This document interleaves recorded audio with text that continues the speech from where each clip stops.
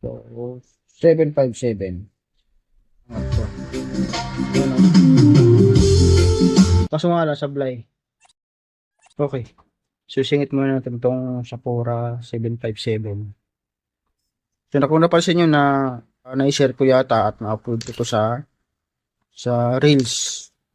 Pero din sa TikTok. Pero, parang paapyaw video yon para sa review. So, ito, troubleshoot ko at para alam niyo rin kung paano ako mag-troubleshoot ng ganitong issue. So, ang problema, walang sound. So, bigla na lang daw namatay yung music pero may power naman. 757, Sakura. So, in-upgrade yung 737, tinangkalan lang itong heatsink, tinangkalan yung supply, pati yung voltage output to zone ng transformer, tinasan din. 59 volts yung AC voltage niya. At yung capacitor, pinilitan din na mas mataas na voltahe. 100 volts na. Yan. Pero yung iba, alas okay, parehas lang ng 737. Okay, so ang una ko muna ginagawa pag ganyang issue, siyempre tingnan mo muna kung may sunog sa board. Ngayon, okay naman yung mga fuse, malinis, wala kang makitang sunog. So ang gagawin natin dito, mag-voltage check tayo. I-check natin yung bias voltage, tapos yung signal.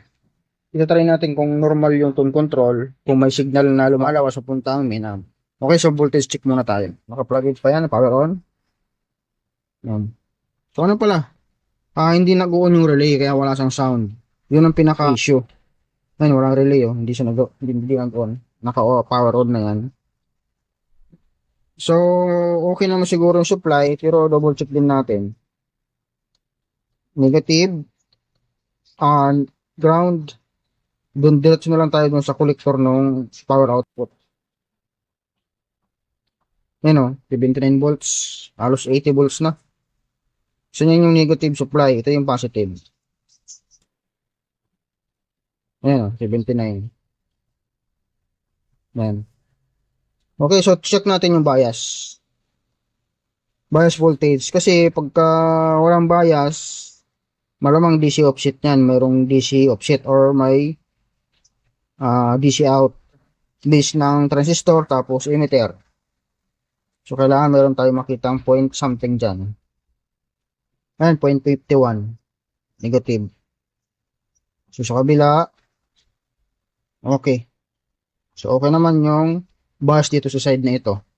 Try natin sa kabila. So, ganun lang guys. Ganun lang ako mag-check para mas madali. Voltage muna, tsaka bias, tapos yung voltahe ng supply. Tingnan natin na kung may supply yung... Ayun, may bias naman, oh. Kabila. I-check din natin yung supply ng tone control kung kompleto. Pati dito sa input. Susunod natin. Okay. Sana di magdikit. Ayan o. So okay naman. 0.52, 0.51. Malamang wala yung DC out. So negative. Tapos emitter na lang tayo. Ng side muna na ito. Ayan, wala namang DC offset o. Kabila. Kabilang channel.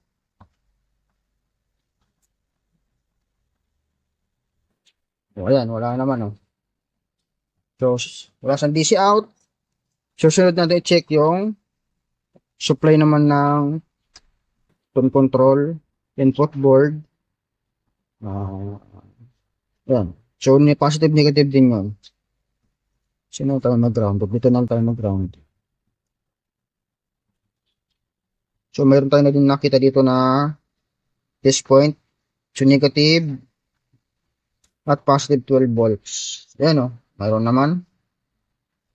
Yan, mayroon naman. So, dito sa input. Yan, mayroon naman. Okay, mayroon naman. Butarin nga natin itong ano. Ground. So, dito, mayroon din dito. O, di ba? Okay, so normal yung supply ng main amp, bias voltage, supply ng tone control. Ayan, wala namang DC offset. So, sabihin, okay yung mga supply. So, dating gagawin, siyempre, signal naman. So, dahil wala itong Bluetooth, so, nag-connect tayo sa input ng amplifier. So, sa DVD input. Yan. Yan, gamit natin yung improvised signal natin dyan. Tapos, shift natin ito sa DVD. Ayan, DVD. Nakaready na rin yung signal. So, diretso na tayo doon sa input. Ayan, o. Yung input no main amp. Meron pa ba? Ayan, meron pa.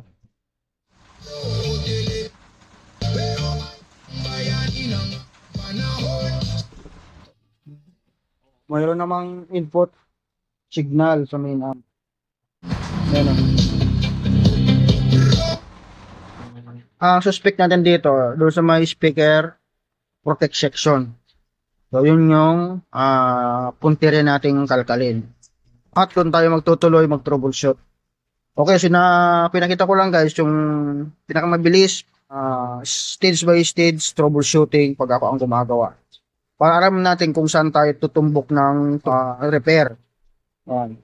Okay, so pull out ko muna yung mainboard at sabay ko na rito troubleshoot. So, update na lang tayo mamaya pag kung ano yung mga kita natin sira at kung ano yung pwede natin ma-share.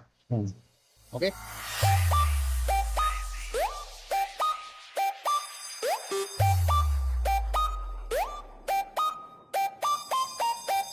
Ayan, naka-power on na yan. Okay. So, check muna natin sa relay kung mayroon may supply.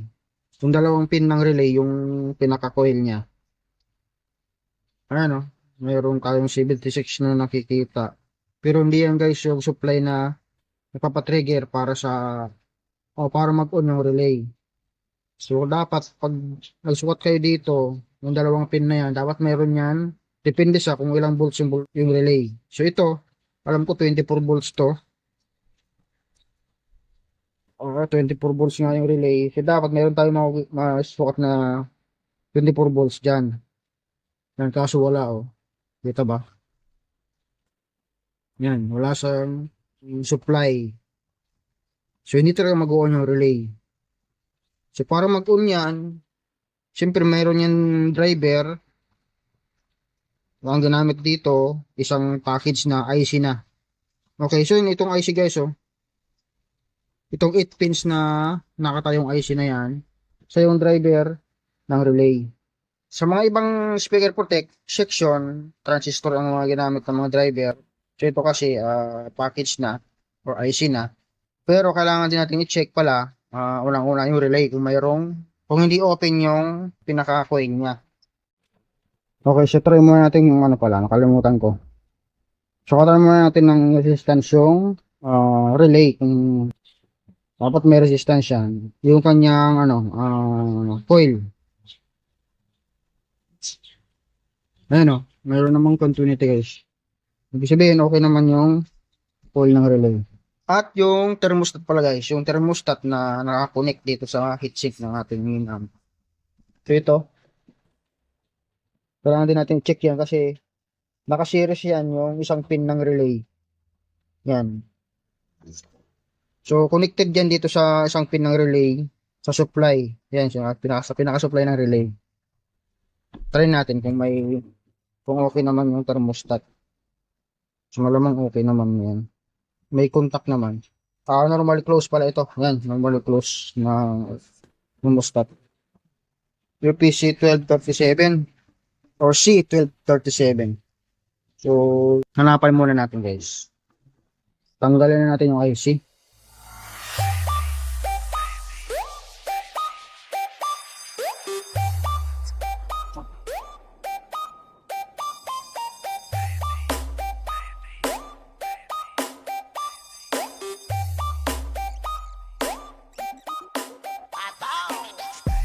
Sana ito lang ang issue.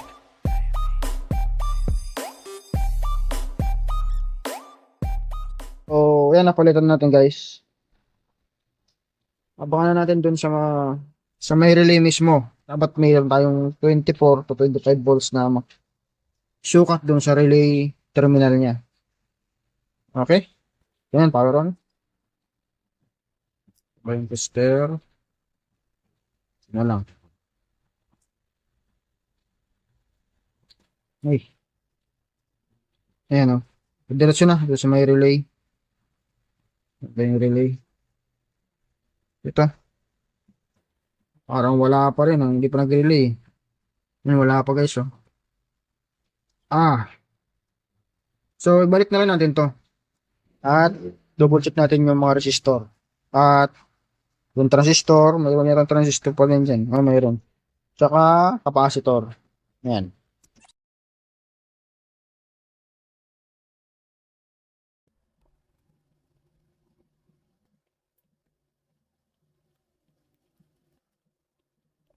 Okay.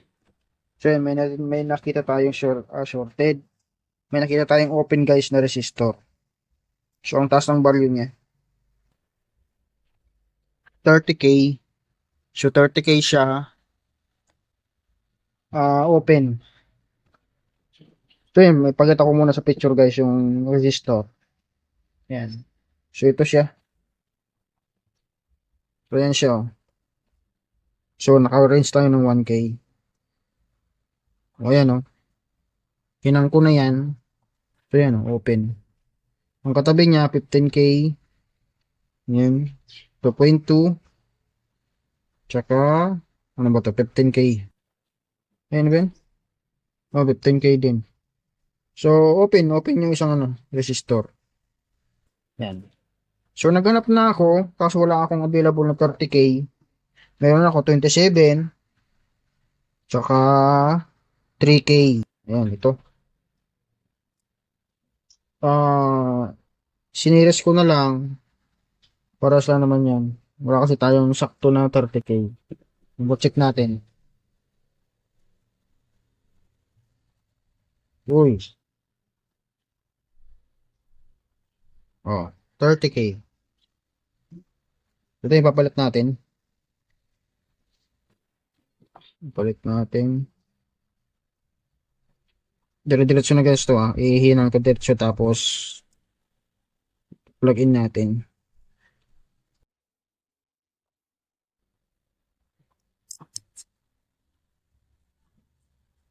Dapat pala ito muna ang ginawa natin. Wala. Kasi ang pag-diskitahan natin kaagad. Bira naman kasi mangyari to guys na nag-open na resistor na yan. So, taas naman kasi. Kaya hinang na natin yung hinang natin kanina. At binalik ko na rin pala yung IC. Kahinang na lahat. Plug in natin. Power on na pala ito. Ito natin kung mag-relay.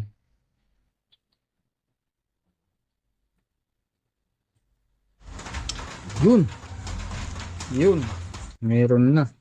O dapat, meron ditong 24 something. 24 to 25 volts. Ito ba? Ayan 26 volts. So, yan ang sinasabi ko kanina na dapat, yan ang supply niya. Relay. Okay? So, okay na. Mag-una yung relay. Okay, so plaster muna natin at sound check natin.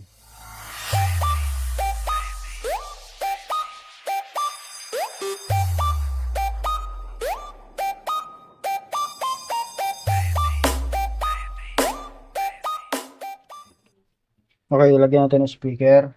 So, nabalik ko na guys. Plasteran natin yung board. At try natin kung so, na-testing naman natin yung signal nito na okay naman. Try natin. So, nagkabit na rin ako ng signal para sa input. Okay, so naka-ready na yung ating music. Power on. So, sabangan natin mag-relay.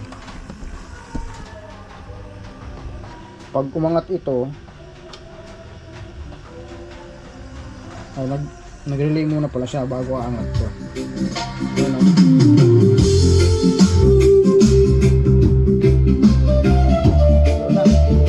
Habang lumulubog ang araw, kasama ang ritmo ng reggae, sa kulay din. Kabila. Habang ang hangin ay sumasayaw, puso ko'y unti-unting gumagaan. Dahan-dahan lang, huwag magmadali. Mic check tayo. Check. Hey. Hey. Hey. Check. Ayos. Yes, sound check. Sound check. Test check. Test check. Yan, okay guys. Ito, okay na. Obserbahan na lang natin to. Bukas ko na to itatakpan. Yan. Okay? Okay na yan.